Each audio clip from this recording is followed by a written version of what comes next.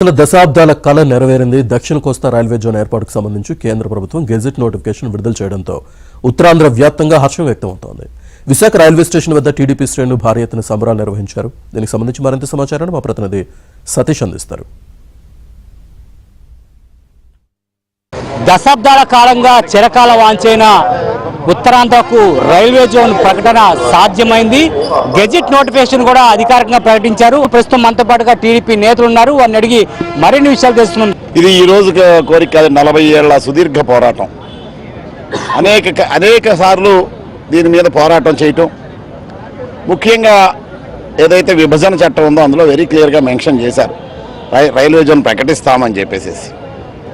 తర్వాత మళ్ళీ Visakha division railway zone ఇస్తామన్నారు, దాన్ని ఒప్పుకోవాలా.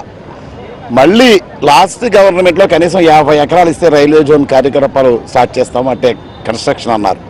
వాళ్ళు కనీసం నిమ్మక నీరెత్తినట్టు కూడా స్పందించలేదు. మళ్ళీ మనకు ప్రభుత్వం వచ్చిన తర్వాత ఎన్డీఏ సర్కార్ ఇక్కడ మన కూటమి ప్రభుత్వం ఇక్కడ వచ్చిన తర్వాత మళ్ళీ ఏదైతే పోరాటం ఉందో, ఏదైతే ఆంధ్ర ప్రజల అలాగే ఉత్తరాంధ్ర ప్రజల మనోవాంఛ ఉందో రైల్వే జోన్ అనేది, దాన్ని మళ్ళీ తెరపైకి తెచ్చి అనేక సార్లు మన ఎంపీ శ్రీభర్త్ గారి నాయకత్వంలో అనేక సార్లు రిప్రజెంట్ చేయటం. మరి ఎందుకంటే దీని ఆవశ్యకతను కూడా చెప్పారు. ఇక్కడ డివిజన్తో పాటు రైల్వే జోన్ కావాలి అని చెప్పేసి దానికి వాళ్ళందరినీ రైల్వే మినిస్టర్ గారిని కానీ మోడీ గారిని కానీ ఒప్పించి మెప్పించి చంద్రబాబు నాయుడు గారు, లోకేష్ బాబు గారు, భరత్ గారు, మన శాసనసభ్యులు అందరి కృషితో ఈ రోజున మనం ఏదైతే కోరుకున్నామో చిరకాలం అంచది నెరవేరింది. నిన్న గెజిట్లో కూడా చాలా వెరీ క్లియర్గా ఇచ్చారు. మనకు తెలిసి ఆంధ్రప్రదేశ్లో ఆల్మోస్ట్ 99% మన విశాఖ రైల్వే జోన్లోనే ఉంది. ఈ జోన్లో అవకాశాలు ఇప్పుడు ఆంధ్రప్రదేశ్ అంతా కూడా మన జోన్లోనే ఉంది. మరి ఏ ఎగ్జామ్స్ కానీ లేకపోతే రిక్రూట్మెంట్లో కానీ ఈ విధంగా ఉపాధి అవకాశాలు చాలా మెరుగుపడతాయి. అట్లాగే ఇక్కడ రైల్వే జోన్ వచ్చిన తర్వాత కూడా దీనికి సబ్సిక్వెంట్గా చాలా బెనిఫిట్స్ ఉన్నాయి. అక్కడ కూడా చాలామందికి అనేక రకాలుగా డైరెక్ట్లీ ఆర్ ఇండైరెక్ట్లీ చాలా రకాలుగా ఉపాధి అవకాశాలు మెరుగుపడతాయి. అందుకనే ప్రజలందరూ కోరుకున్నారు, ఉత్తరాంధ్ర ప్రజలందరూ కూడా చిరకాల వాంఛ.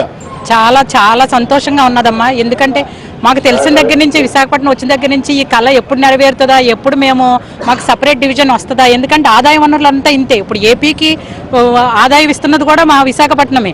సో అలాంటి విశాఖపట్నానికి మాకు ఎప్పుడు వస్తుంది స్పెషల్ జోన్ అనేది చాలా వెయిట్ చేశాము.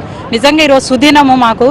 అదే టైంలో మేము భరత్ గారికి చాలా చాలా ధన్యవాదాలు చెప్పాలి. ఎందుకంటే ఇది పడిపోతుందేమో, రాదేమనే మాకు భయం పట్టుకున్న టైంలో లేదు, ఇది మళ్ళీ మనం కూటమి ప్రభుత్వం వచ్చింది, మనం దీన్ని తీసుకొద్దాము అని చెప్పేసి అందరూ కృషి చేశారు. ఎమ్మెల్యేలు కానించి, చిన్న నాయకులు కానించి, పెద్ద నాయకులు అందరూ జోన్ కావాలి ప్రత్యేక. అదే టైంలో మాకు ఇప్పుడు ఇంకొక హ్యాపీయెస్ట్ మూమెంట్ ఏంటంటే దీన్ని విజయవాడ, గొంతుగొల్లు, గుంటూరు కూడా ఇందులో కలపటం అనేది చాలా చాలా చాలా హ్యాపీయెస్ట్ అనమాట. ఎందుకంటే ఏపీలో చాలా పార్ట్ ఆఫ్ ఇందులో ఉండేటప్పటికి మాకు అందరూ ఒకటే అనేది, మాకు ఎవరికి విభేదాలు లేకుండా మొత్తం అంతా, అంటే రైల్వే జోన్లో కూడా విభేదాలు లేకుండా ఉండేటట్టుగా జరిగింది. ఇది ఈ విభజన చాలా చాలా సంతోషంగా ఉన్నారు.